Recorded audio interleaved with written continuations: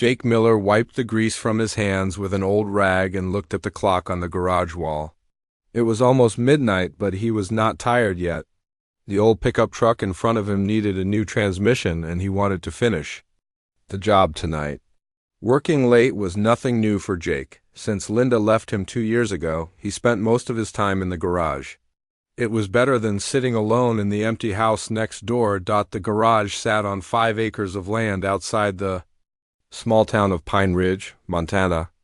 Jake had bought the property when he was young and full of dreams about building a family here. Now it was just him and the endless stream of broken cars that people brought to his door. He was good at fixing things, even if he could not fix his own life. Jake reached for his wrench when a sound made him freeze. It started as a low rumble, like thunder in the distance. But this thunder was getting louder and closer very fast. The sound became a screaming roar that shook the walls of the garage. Every tool on his workbench rattled and danced. Then came the crash. The impact was so powerful that Jake felt it in his bones. The concrete floor under his feet shook like an earthquake. Car alarms started going off all over the neighborhood. Through the open garage door, Jake saw a bright orange glow lighting up the night sky behind his house. Jake grabbed a flashlight and ran outside. The smell hit him first, something like burning metal mixed with ozone and something else he could not name. Behind his house, where his vegetable garden used to be, was a crater about 20 feet wide. In the center of the crater sat something that definitely was not from Earth. The object was roughly the size of a small car, but shaped like a teardrop made of silver metal. Strange blue lights flickered along its surface, and steam or smoke was rising from cracks in its hull. Jake had seen plenty of crashed cars in his time, but this was something else entirely. This looked like a spaceship. Jake stood at the edge of the crater, his flashlight beam dancing over the strange craft. Part of his mind told him to call the police or the fire department or someone, but another part of him, the mechanic part, was curious about how this thing worked. Before he could decide what to do, the craft made a soft humming sound. A section of the hull slid open with a hiss of escaping air. Steam poured out of the opening, and Jake took a step back. He expected to see fire or dangerous radiation or something that would kill him. Instead, something small moved in the shadows inside the craft. A voice spoke from the darkness, high and thin like a child. "Help, please. Is anyone there?" Jake nearly dropped his flashlight. The voice spoke English, but with a strange accent that made each word sound careful and precise. Jake took a step closer to the crater. "I am here," Jake called out.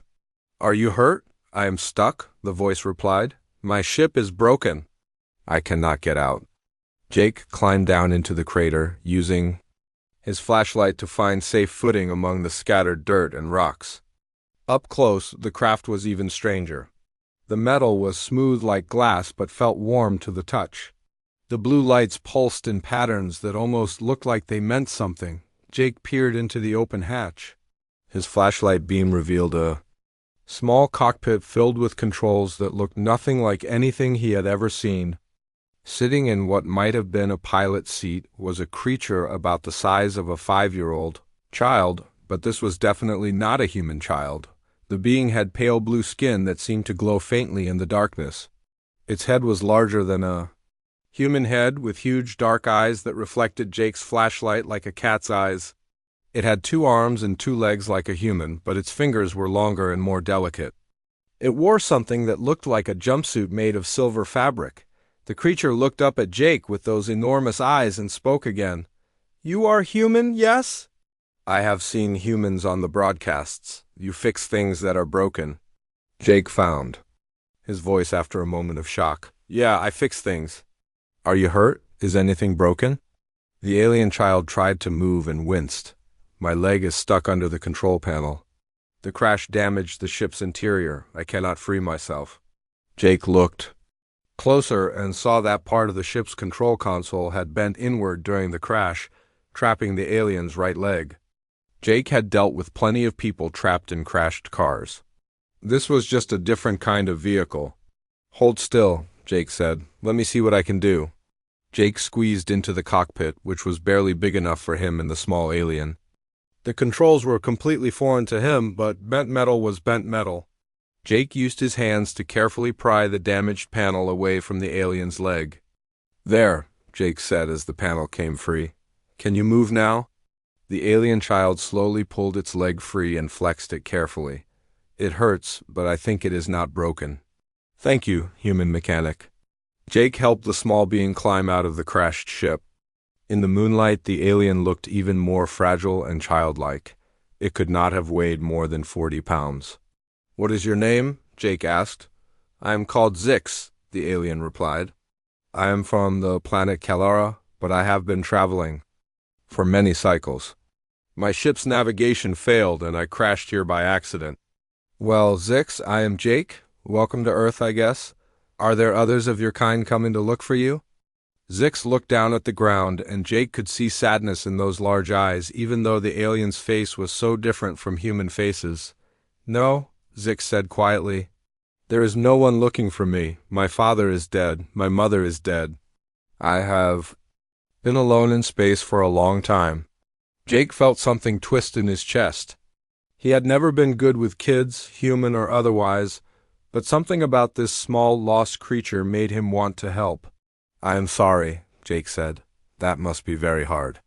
Zix looked up at Jake with desperate hope in its eyes. "Human mechanic." "Jake, I have heard that humans are very good at building things and fixing things. I have a question for you." "What kind of question?" Zix took a deep breath and spoke the words that would change Jake's life forever. "Hey, human mechanic, can you build me a dad?" Jake stared at the small alien child for a long moment, trying to understand what Zix had just asked. Build a dad? Jake had built engines and transmissions and even entire cars from scratch, but he had never heard of anyone building a father. "I don't understand," Jake said carefully. "What do you mean, build you a dad?" Zix looked up at him with those huge, dark eyes, and Jake could see the alien was trying very hard not to cry. "On my world, children need their parents to stay alive. Not just for food or shelter, but for something deeper. We call it the life bond. Without it, I will die." Jake felt his stomach drop. "Die? How long do you have?" "Maybe 3 or 4 of your Earth days," Zix said in a small voice. "I have been getting weaker since my father died. The ship's medical systems have been keeping me alive, but they are broken now." Jake looked back at the crashed ship, smoke still rising from its damaged hull. Whatever had been keeping this child alive was clearly not working anymore. Jake was just a mechanic from Montana. He fixed trucks and tractors, not alien life support systems. "Come on," Jake said, making a decision. "Let's get you inside where it's warm. We can figure this out." Jake helped Zix walk to the house. The alien moved slowly, and Jake could see that it was already weak. Inside, Jake's kitchen felt too bright and normal after everything that had just happened. Jake made Zix sit at the kitchen table while he tried to think of what to do. "Are you hungry?" Jake asked. "I don't know what your kind eats. I can eat some human foods," Zix said. "I learned about Earth from the broadcasts my people received. We have been watching your planet for many years." Jake made some soup and toast, simple food that seemed safe. While Zix ate, Jake called the only person he could think of who might be able to help. Dr. Amy Foster ran the veterinary clinic in town. She was smart, and she had seen Jake through some tough times after Linda left. "Amy, it's Jake. I need your help with something unusual." "Jake, it's past midnight. Are you okay?" "I'm fine, but I have a situation here." "Can you come out to my place and bring your medical equipment?" "What kind of situation?" Jake looked at Zix, who was watching him with curious eyes. "The kind that you won't believe until you see it?" Amy arrived 30 minutes later, carrying her medical bag and looking worried. She stopped in the doorway when she saw Zix sitting at the kitchen table. "Jake," Amy said slowly, "that's not a human child." "No," Jake said. "This is Zix. This is Dr. Amy. She's going to try to help us." Amy approached carefully, her medical training taking over. "Hello, Zix. May I examine you?" Zix nodded. "Dr. Amy, I am dying." Jake said you might know how to help. For the next hour, Amy did the most thorough examination she could. She checked Zix's pulse, which was fast and irregular. She listened to the alien's heart, which sounded different from a human heart but seemed to be struggling. She took temperature readings and looked at Zix's skin, which was getting paler. "I've never seen anything like this," Amy said finally. "But you're right, Zix. You're definitely sick. Your body seems to be shutting down slowly. It is the life bond," Zix explained. "My people cannot survive without the energy connection to our parents. When both my parents died in the war, I should have died too. But the ship's systems have been replacing that energy artificially, and now the ship is broken," Jake said. "Yes, soon my body will stop working without the life bond energy." Amy sat back in her chair thinking, "So you need some kind of energy source that mimics what your parents provided?" "Yes, but it is not just any energy. It must come from someone who cares for me as a parent would care for a child. The emotion is part of what makes it work." Jake felt a strange stirring in his chest. He had never been a father. Linda had wanted children, but Jake had always found excuses to wait. He was afraid he would not be good at it, afraid he would mess up like his own father had. "What if we could build a machine that produces this energy?" Jake asked. "I'm good with electronics and power systems," Zix shook its head sadly. "Many of my people have tried to build such machines. They never work. The life bond requires real emotion, real caring. Machines cannot feel." Jake spent the rest of the night in his garage workshop, trying anyway. He connected power supplies and frequency generators. Anything he could think of that might produce the kind of energy Zix needed. Amy helped, using her medical equipment to monitor Zix's condition while Jake worked. Nothing helped. Every device Jake built was just a machine making electricity or radio waves. Zix got weaker as the hours passed. As dawn broke over the Montana hills, Jake sat on his garage floor surrounded by failed inventions. Zix was curled up on an old couch, sleeping but breathing with difficulty. Amy sat beside Jake, both of them exhausted. "I don't think this is a problem you can solve with tools," Amy said gently. "Then what do I do?" Jake asked. "Let this kid die?" "Maybe the answer isn't building something. Maybe it's about being something." Jake looked at Zix, so small and fragile on the couch. The alien had traveled across space, lost everything, and crashed on a strange world. All Zix wanted was someone to care, someone to be a parent. Jake had spent 2 years avoiding that exact responsibility with Linda. "I don't know how to be a father," Jake said. "Nobody does at first," Amy replied. "But maybe that's not what matters right now. Maybe what matters is that you want to try." Jake stood up and walked over to the couch. Zix's eyes opened as Jake approached. "How are you feeling?" Jake asked. "Tired," Zix whispered, and scared. Jake sat down on the edge of the couch. Without really thinking about it, he reached out and gently stroked Zix's forehead the way he remembered his own mother doing when he was sick as a child. "It's okay," Jake said softly. "I'm here. I'm not going anywhere." Something strange happened then. Jake felt a warmth spread through his chest, a feeling he had never experienced before. It was protective and caring and fierce all at once. And, as that feeling grew stronger, Zix's breathing became a little easier. "Jake," Amy said quietly from behind him, "look at Zix's skin." Jake looked closer. The pale blue color was getting slightly brighter, more vibrant. Zix's eyes were clearer too. "I feel a little better," Zix said with wonder. "How is this possible?" Jake kept stroking the alien child's forehead, that strange, warm feeling growing stronger in his chest. Maybe Amy was right. Maybe the solution was not about building something with his hands. Maybe it was about building something with his heart. Over the next 2 days, Jake did something he had never done before in his life. He became a father. It started small. Jake made breakfast for Zix every morning, simple things like scrambled eggs and toast. Zix was curious about human food and asked questions about everything. Why did humans cook their food? What were the different flavors? Jake found himself enjoying the questions. Even though he had never thought much about cooking before, Zix was fascinated by Jake's house too. The alien child spent hours looking at the photographs on the walls. Most of them were old pictures of Jake and Linda from happier times. There were photos of family gatherings, vacations, and holidays that Jake had not looked at in months. "Who is this human female?" Zix asked, pointing to a picture of Linda. "That's Linda. She was my wife," Jake said.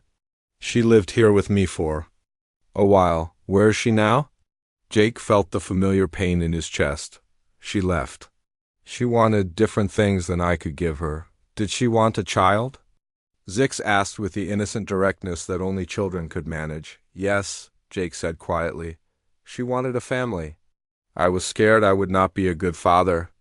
Zix looked at him with those large dark eyes. "You are being a good father to me." The words hit Jake harder than he expected. He had been thinking of himself as just helping Zix survive, but the alien was right. Jake was acting like a father. And somehow it felt natural. Each day, Zix seemed a little stronger. The alien's skin was brighter blue, and those huge eyes were more alert. Dr. Amy came by every morning to check on Zix's condition, and she was amazed by the improvement. "Whatever you're doing, it's working," Amy told Jake. "Zix's vital signs are getting stronger." "I'm just taking care of the kid," Jake said, but he knew it was more than that. The warm feeling in his chest was growing stronger too. When Zix smiled at him or asked him questions or just fell asleep on the couch while Jake worked, Jake felt something he had never felt before. He felt like a dad. On the third day, Jake was teaching Zix how to use basic tools in the garage when they heard cars coming up the long driveway. Jake looked out and saw 3 black vehicles approaching fast, government plates. "Zix, get in the house right now," Jake said quickly. "Go to the back bedroom and stay quiet." Zix's eyes went wide with fear. "Are they here for me?" "I don't know, but I'm not going to let anyone hurt you." Jake met the government agents in his front yard. The leader was a tall woman in a dark suit who introduced herself as Agent Carol Davis. She had the kind of serious face that said she did not smile very often. "Mr. Miller, we're here about the unidentified aircraft that crashed on your property." 3 nights ago, Agent Davis said. "We need to examine the crash site and ask you some questions." "There's not much to see," Jake said, trying to keep his voice calm. "Just a hole in the ground and some burned metal. We'll be the judge of that." "Have you seen any unusual activity since the crash? Any signs of survivors?" Jake looked Agent Davis in the eye and lied without hesitation. "No survivors. Whatever was in that thing is dead." The agent spent the next hour examining the crashed ship and taking measurements of the crater. Jake watched from his porch, ready to run inside if they tried to enter his house. Agent Davis kept looking at him like she knew he was hiding something. "Mr. Miller," she said when they were finished with the crash site, "we're going to need you to come with us for a more detailed interview." "Am I under arrest?" "Not at this time, but this is a matter of national security." Jake felt anger rising in his chest. "I told you everything I know." "There's nothing else to say." "I think there is. Our satellites detected energy signatures from this location for the past 3 days. Energy that doesn't match any known technology." Jake's heart started beating faster. The agents knew something was wrong. They might not know about Zix specifically, but they knew Jake was lying. "I want you all to leave my property," Jake said. "Firmly, if you want to talk to me again, bring a warrant." Agent Davis stepped closer. "Mr. Miller, if there is a survivor from that crash, it needs to be in government custody for everyone's safety. Alien life forms could carry diseases or pose other threats." "There is no survivor," Jake repeated. Agent Davis stared at him for a long moment, then nodded to her team. "We'll be back, Mr. Miller, with a warrant if necessary." After the government cars left, Jake went inside to find Zix hiding in the bedroom closet, shaking with fear. "It's okay," Jake said, pulling the alien child into a hug. "They're gone. They want to take me away," Zix whispered. "If they put me in a laboratory, I will die without the life bond." Jake held Zix tighter. The protective feeling in his chest was stronger than ever. "Nobody is taking you anywhere. You're my kid now." The words surprised Jake as much as they seemed to comfort Zix.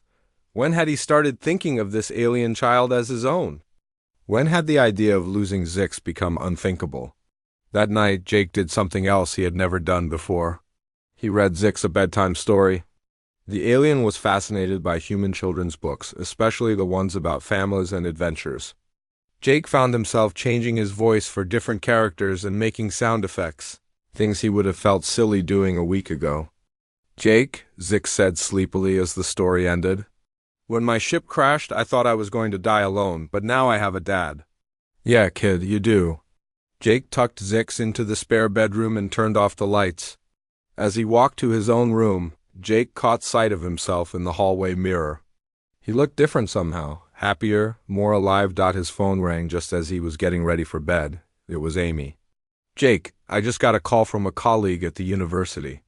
The government has been asking around about unusual medical cases in the area. They know something. Agent Davis was here today. They'll be back. What are you going to do?"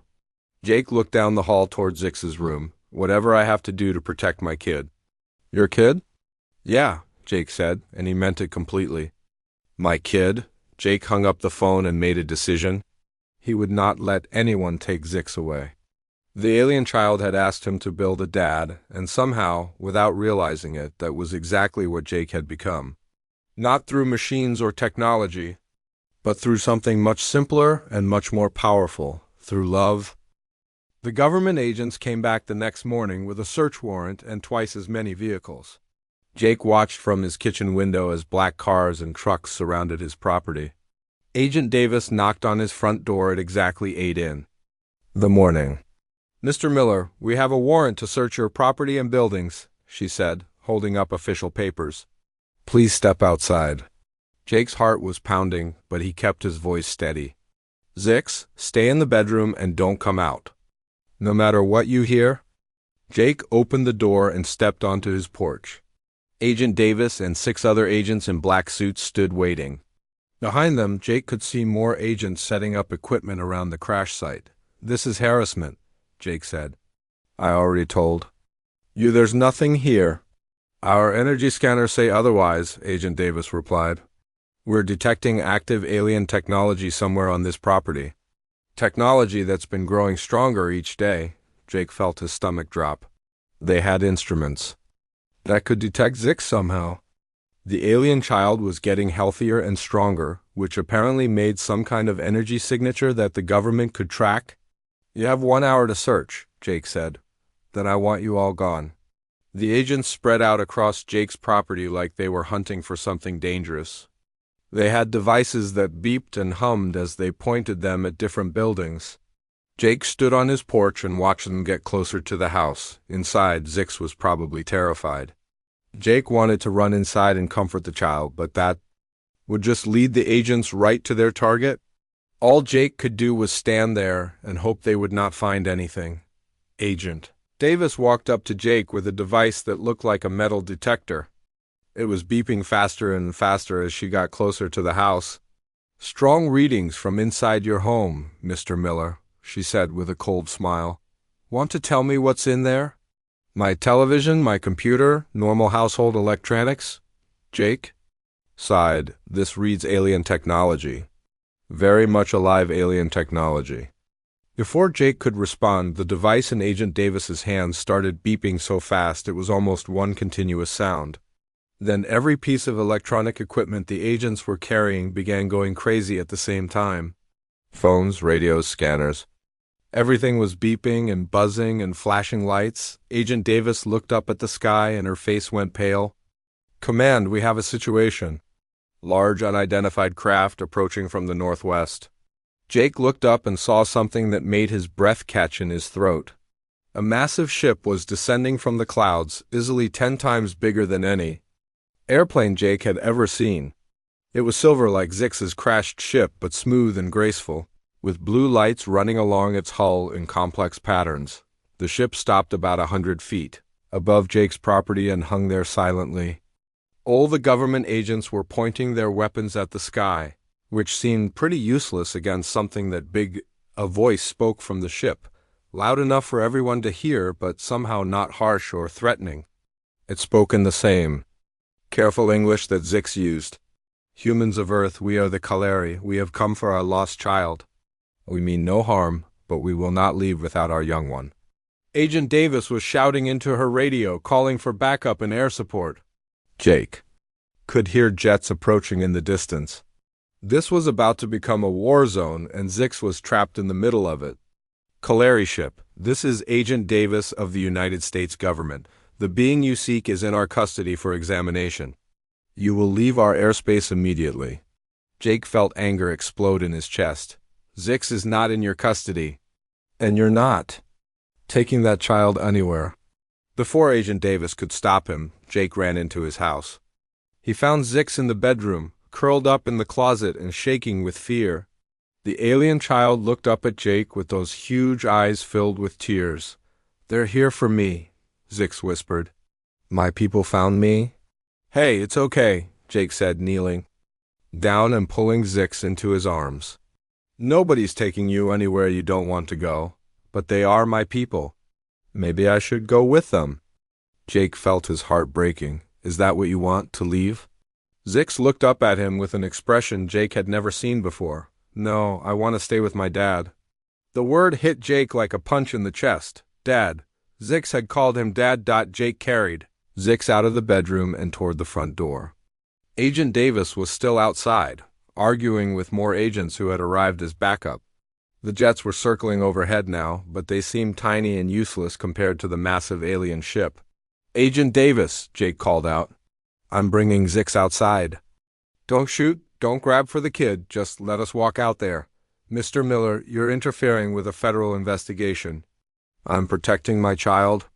Jake walked onto his porch with Zix in his arms. The alien child was no longer shaking with fear.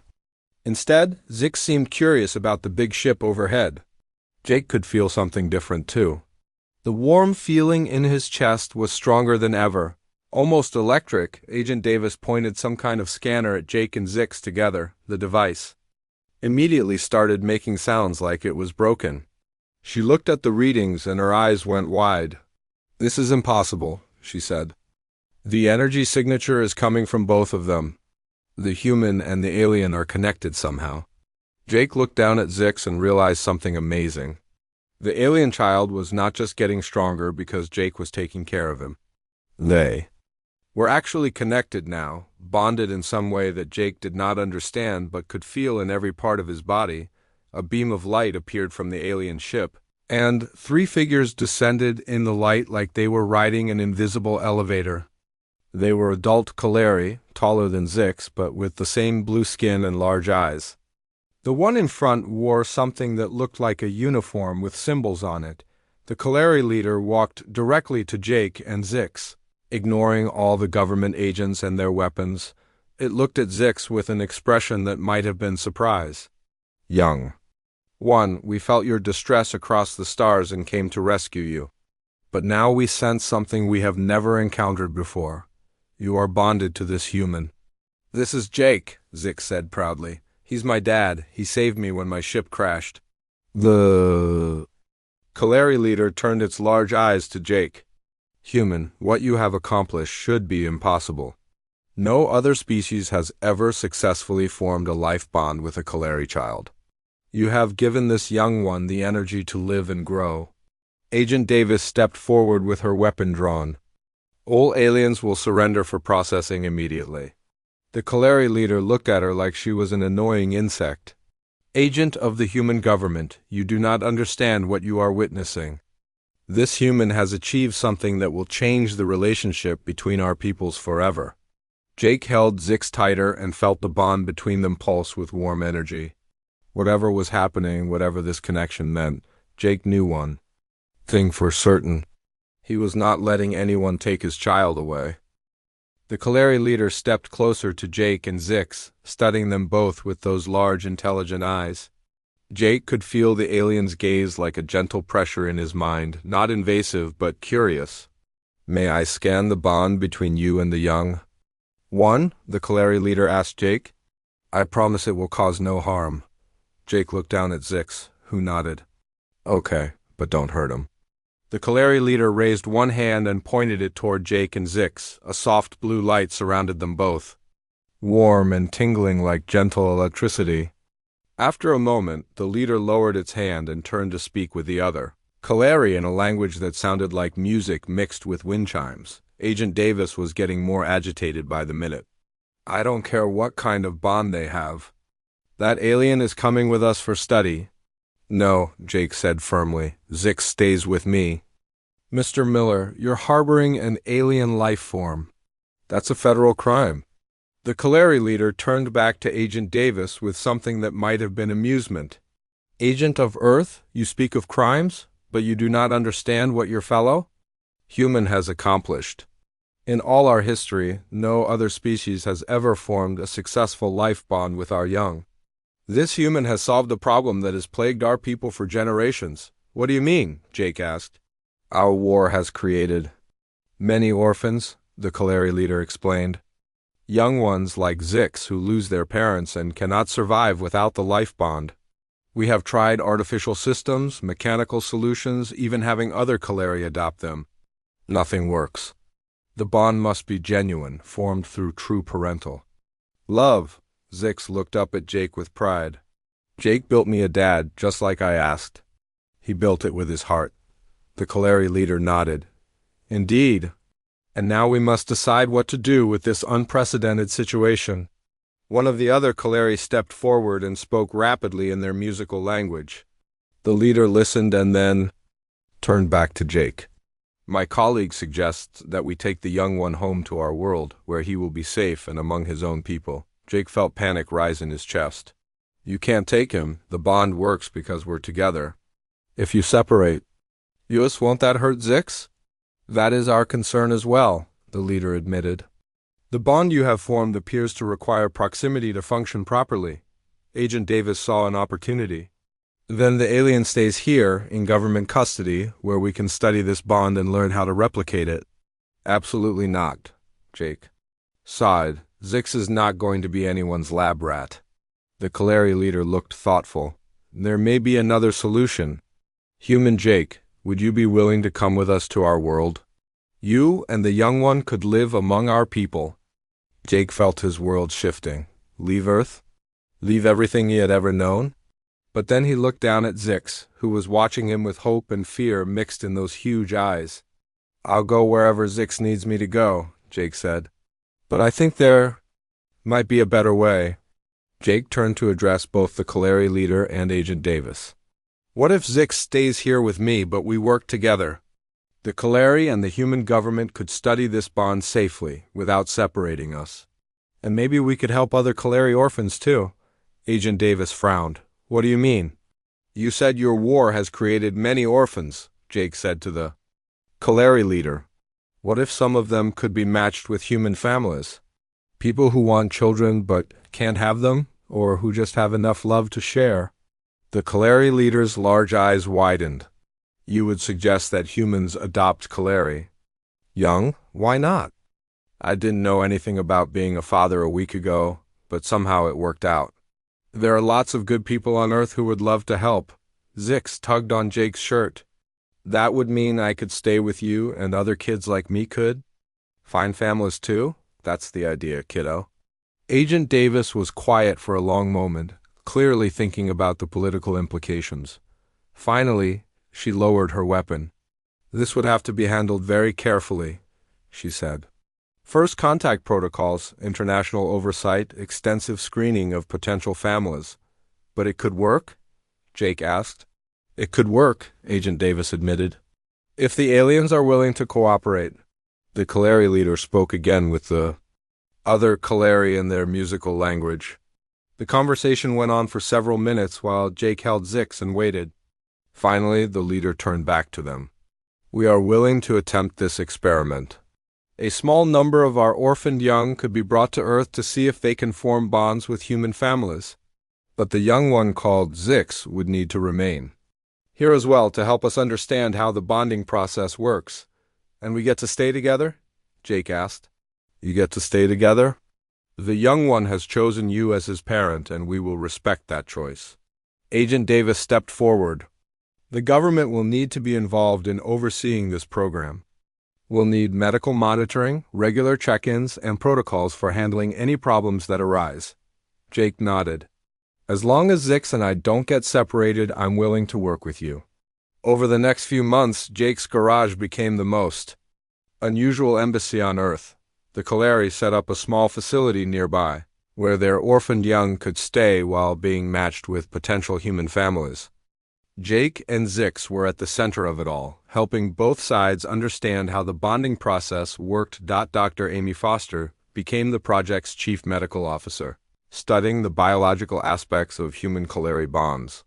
She discovered that humans seemed to have a natural ability to form emotional connections with other species, something that made them unique among all the civilizations the Kaleri had encountered. The first successful match was a couple from town, named Bob and Kate Morgan, who had been trying to have children for years. They were paired with a young Kaleri named Pip, who was even smaller than Zix. Jake watched with pride as Bob carried Pip around the garage, teaching the alien child about human tools and machines. Agent Davis became the government liaison for the program, and to Jake's surprise, she turned out to be much nicer when she was not trying to arrest anyone. She even brought her own teenage daughter to meet Zix, and Jake watched the girl teach the alien child how to play video games. On quiet evenings, Jake and Zix would work together in the garage, fixing cars and talking about their day. Zix had learned to use human tools and had an amazing natural talent for understanding how machines worked. Together they could fix things that Jake had never been able to repair alone. "Jake," Zix said one evening as they were closing up the garage, "do you ever miss the way things were before I crashed here?" Jake looked at his alien son, now healthy and happy and growing stronger every day. The garage was busier than ever, the house was full of laughter, and Jake's life had meaning in a way it never had before. "No, kiddo," Jake said, putting his arm around Zix's shoulders. "I don't miss it at all. You asked me to build you a dad, and somehow we ended up building something even better." "What's that?" "A family," Jake said. "We built ourselves a real family." Outside, the stars were beginning to appear in the Montana sky, and Jake knew that somewhere among them, other families were being formed between humans and Kaleri. It had all started with one small alien who crashed into his garage and asked for the impossible, and somehow, impossibly, Jake had figured out how to make it happen.